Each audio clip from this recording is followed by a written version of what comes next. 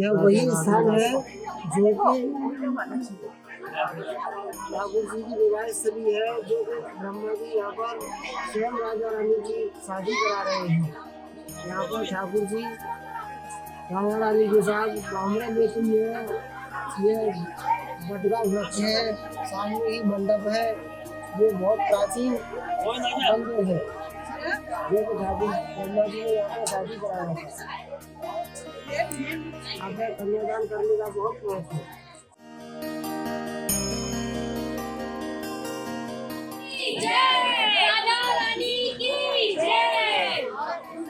चल खुशी बना दी।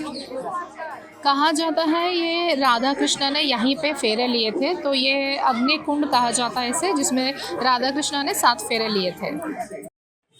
हमारा नाम इंदु लिखा है। तो जैसा कि आप ब्रज में भ्रमण करते हैं तो ठाकुर की अनंत लीलाओं का दर्शन करते हैं। ये कहते हैं ना, हरि रूप अनंत हरि कथा अनंता। इसी प्रकार भांडीर वन में अनेक लीलाएं हैं। प्रथम उनके विवाह की है, जिसके लिए धाम विख्यात हुआ। लेकिन सनातन धर्म में श्रीमद् भागवत जी को सबसे बड़ा ग्रंथ माना जाता है, जिसका अध्ययन करने से या श्रवण करने से हमें ज्ञात होता है कि पूर्ण श्रीमद् भागवत जी में राधा रानी का कहीं नाम नहीं है। क्योंकि सुखदेव जी जो थे ना, वो राधा रानी को परम गुरु मानते थे। तो एक राधा नाम से 6 महीने की समाधि लग जाती थी। जब राधा रानी का नाम नहीं है तो विवाह का प्रमाण कैसे हो सकता है? इसीलिए तो साप्ताहिक भागवत में रुक्मणी जी के साथ विवाह दिखाते हैं। और यही कारण है कि अधिकांश भक्तों को पता ही नहीं है कि राधा कृष्ण का कभी विवाह भी हुआ था। लेकिन श्रीमद् भागवत जी को छोड़ के अनेकों ग्रंथों ने लाडली जी के विवाह का प्रमाण दिया, जैसे गर्ग संहिता, स्कंद पुराण, ब्रह्म वैवर्त पुराण, आदि बराह पुराण, अनेकों ग्रंथ। लेकिन जिस भांडीर वट के नीचे आपको खड़े होने का सौभाग्य प्राप्त हुआ है, इसका प्रमाण श्रीमद् भागवत जी में है।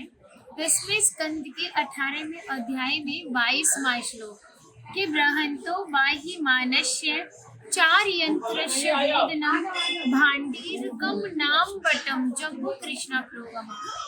कृष्ण कालीन में इतना विशाल हुआ करता था भांडीर वट कि 4 योजनों में फैला हुआ था। क्योंकि एक योजन में 12 किलोमीटर होता है, तो 4 योजन मतलब 48 किलोमीटर। तो पिछले टाइम में पुल नाव होते नहीं थे, ठाकुर जी शाखाओं पे चढ़ते ही यमुना महारानी को आर पार करते थे। मान्यता है ठाकुर जी की 9 लाख गाय यही बैठ के विश्राम करते थे। तो माता जो भी प्रसादी रखती थी, सभी एकत्रित होकर दोपहर का भोजन लेते थे। आप कभी विवाह में जाते हो तो क्या बिना प्रसादी के आते हो? आप स्वामी जी की विवाह स्थली आए हैं तो बिना प्रसादी के कैसे जा सकते हो? यहाँ पर ब्राह्मण पत्नियों ने ठाकुर जी को भोजन प्रसादी खिलाई। भांडीर वन एक मुंजाट वन था, जिसका श्रीमद् भागवत जी ने श्लोक दिया, विद्वान मुखी तान पृच्छाद योगाधीशो व्योम चेय ताप पश्चातिक्षो मणि पुनर्भांडीर मापिता। पूरे जंगल में आग लग गई थी, तो बाल बाल उसी अग्नि से जलने लगे। तो कान्हा बोला, ये जो भांडीर वट है, आप इसके नीचे आंख बंद करके लेट जाइए और ये महसूस कीजिए कि शीतल ठंडी हवाएं चल रही है। ठाकुर जी ने पूरी अग्नि को मुंह में पान किया। तो 2 बार दावा अग्नि पान हुआ है, वृंदावन और भांडीर पर। यहाँ पर ब्रज में मधुकर की बहुत विशेषता बताई जाती है। क्योंकि आप कभी विवाह में जाते हो तो क्या बिना प्रसादी के आते हो? आप तो स्वामिनी जी की विवाह स्थली आए हो, तो बिना प्रसाद के कैसे जा सकते हो? यहाँ पर ब्रज में ठाकुर जी ने एक मधुकरी का नाम भी दिया, जो ब्रजवासियों से पका हुआ भोजन भिक्षा स्वरूप अंजलि में मांग के पाया। इसका नाम मधुकरी दिया। आज भी संत भिक्षाटन मांग के पाते हैं। तभी शास्त्रों में बताया कि जब तक ब्रजवासी की कृपा नहीं होगी, ठाकुर जी कृपा बड़े दूर की बात है। इसी से हमारे अभिमान का नाश होता है, कृष्ण भक्ति प्राप्त होती है, जो बहुत ही दुर्लभ है। लेकिन ब्रजवासी कृपा करें सहज भक्ति प्राप्त होती है। राधा रानी ने आदि बराह पुराण में कहा था कि जो भी भक्त, क्योंकि जब उनका विवाह हुआ था तो वो भांडीर वन धाम को लेकर बड़ी प्रसन्न थे और उन्होंने कहा कि जो भक्त भांडीर वन आएगा वो मोक्ष को प्राप्त होगा। कान्हा बोले इतनी बड़ी बात को कह रही हो, लोग पाप करेंगे, सीधे थोड़े भांडीर वन चले जाएंगे, क्योंकि आपने तो मोक्ष धाम भांडीर वन कह दिया। फिर यहाँ पर बहुत भीड़ इकट्ठा होने लगेगी, हमारे मिलने में अड़चनें पैदा होंगी, तो हम नित्य लीलाएं कब करेंगे।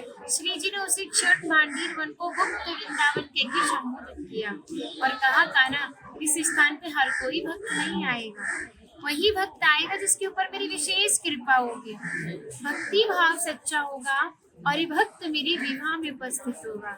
यानी जब राधा रानी का विवाह हुआ तो अनेकों जीव विवाह में उपस्थित था, ये जो मनुष्य रूप है किसी का नहीं था। तो भक्त अपने आप को कीड़े मकोड़े, घास फूस, पतझड़, पक्षी इत्यादि मानते हैं।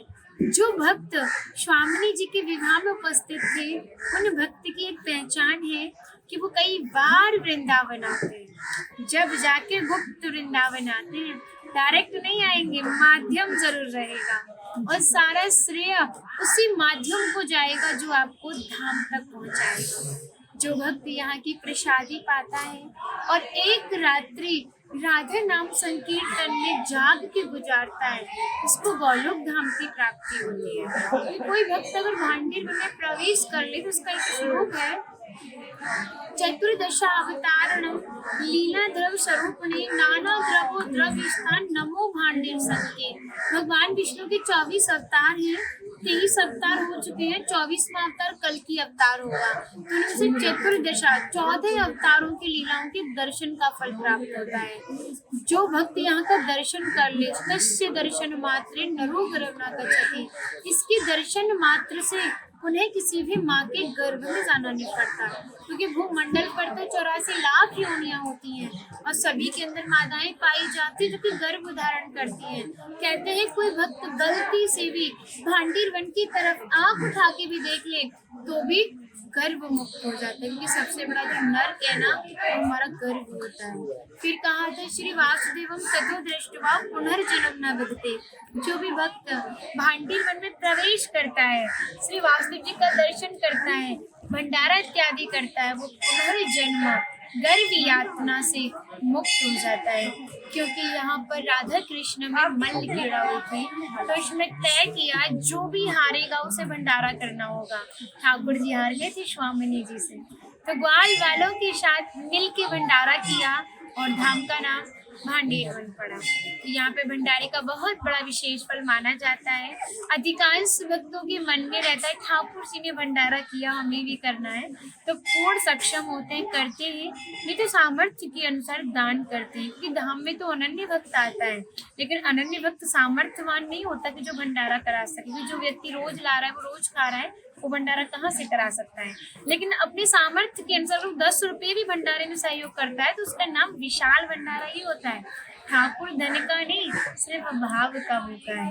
आपका एक छोटा सा दान से यहाँ पर ये निरंतर सेवाएं चलती रहती है। और आप सबको हम एक विशेष सूचना देने जा रहे हैं। भांडीर वन धाम जिस पर्व के लिए विख्यात हुआ वो है हमारे प्रिया प्रीतम जी का विवाह महोत्सव, जो कि हर भांति की बार इसी बार फुलेरा दोष तिथि होलिका दहन से 13 दिन पहले पड़ती है, फागुन माह के महीने में। तो इस बार 2026 में 19 फरवरी को मनाई जा रही है। तो सभी भक्तों का आह्वान है, सभी भक्त सादर आए और श्री जी के विवाह में सम्मिलित हों और आनंद लें, क्योंकि आनंद कृष्ण का दूसरा नाम आनंद है।